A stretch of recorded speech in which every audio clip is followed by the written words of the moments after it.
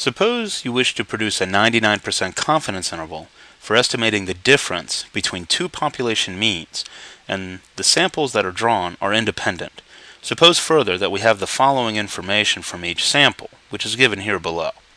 So how may we construct this confidence interval for this situation? Well, here's how. You can hit Stat, scroll over to Tests, and then scroll down until you reach the twosampleTINT command. And it's a little ways down, but it will show up.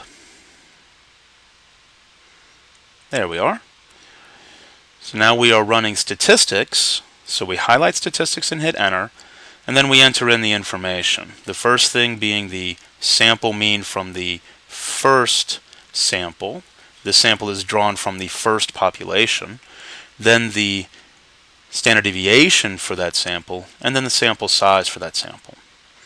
And after that, you may start entering in the information for the second sample, the sample drawn in from the second population.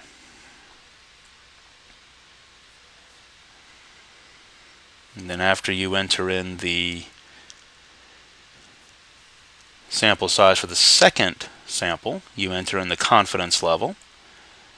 We'll go ahead and not pool these results, as is typical, and then we'll calculate.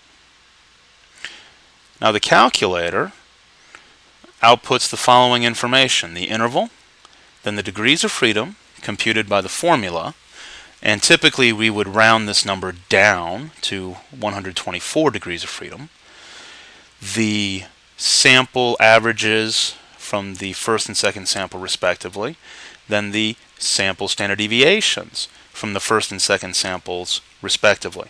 Now it's important that you remember that the calculator considers x bar from the first sample minus x bar from the second sample as the estimate. So whichever you put in as x1 is coming from population 1, and whatever you put in for the x2 will come from population 2. That is the assumption the calculator makes.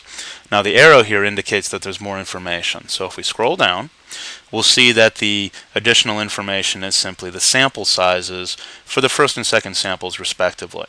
And this is how you may conduct a two-sample t-interval calculation when you have statistics about these samples.